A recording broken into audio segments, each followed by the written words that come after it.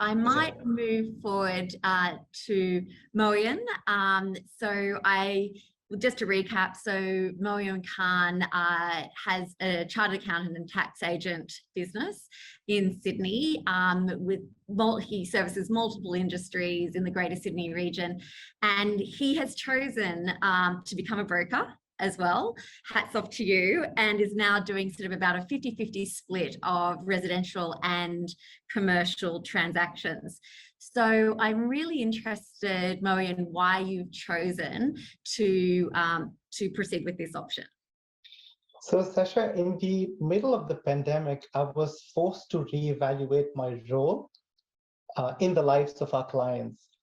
To some extent, I realized that many of my clients were dependent on me for financial advice, tax advice, given that there were a lot of pandemic grants that the government was handing out at that time.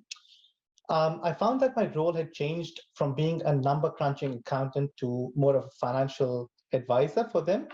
So at that time, I met Steve and realized that there's no one better placed to fast track loan applications for my client that reflect the economic reality of the client. So it was an eye opener for me when I met Steve. So as an accountant with years of experience, obviously the fundamental challenge of any accounting practice is attracting new clients. I realized in my case, the best way to attract new clients were through my existing clients, which would be my best leads. Anyone with a mortgage was a lead for me, and there was no need for cold calling and came at no extra cost.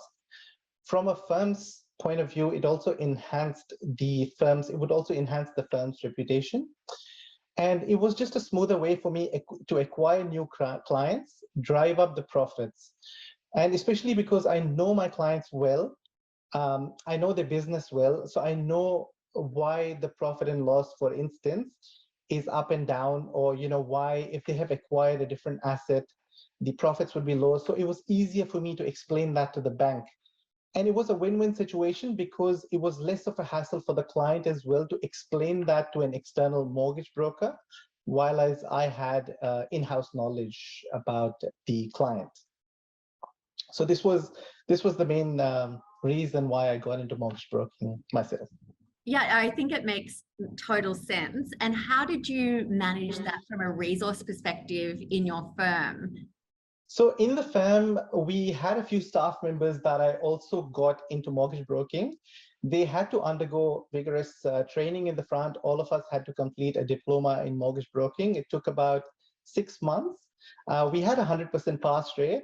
And then we attended seminars, training courses to get a feel of how it works in practicality. We hired some more staff to work on the accounting side, and then I moved some of my accounting staff onto the mortgage side. So we preferred staff that has accounting knowledge to manage the mortgage side of things. And then we started writing loans in June. That's when we qualified. And currently we're working on about 30 to 40 different leads that we have.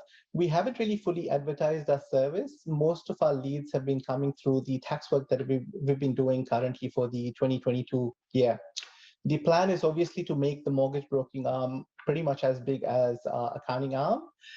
Initially, we do, starting out, we do need to plan for inefficiencies, both in accounting and mortgage broking branches, because in the short term, it takes a hit until the clients, myself, we get acquainted to the new line of work. But I think, we're getting there. It is a high pressure, but obviously is also a high rewarding job doing mortgage, writing loans. Yeah, and the pandemic was a real eye opener for us, to be honest. Well, I think you're the poster child of looking at your business and looking at how you can evolve it positively.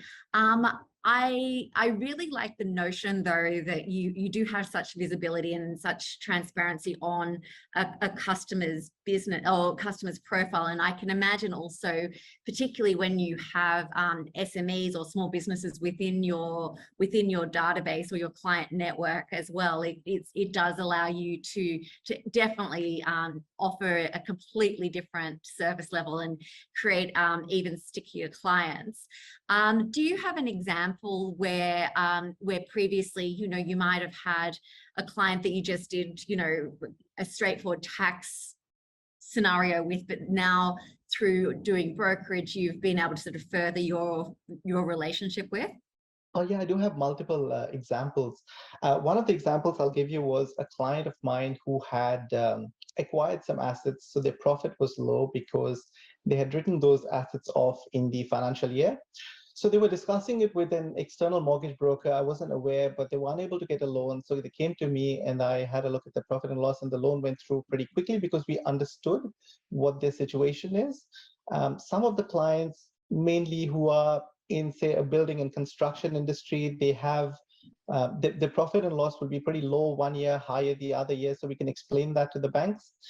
Smaller clients that we have, simple individual tax returns, they all have mortgages. So it's just an extra stream of revenue for us. Something that we would charge maybe $200 on a tax return for. On the mortgage side, we could charge them maybe $5,000 or $6,000. So it's an extra mortgage. And plus, the clients are stickier as well. So it's a one-stop shop for all their mortgage as well as accounting needs. So I think accounting and mortgage broking really go well hand in hand. So it's been great so far. So we're still learning, still getting into it, getting started, but it's been pretty good. And we've got, Steve has been very helpful and very kind with us. He's been helping us out. So it's been great so far. Okay, amazing. Well, thank you so much for that.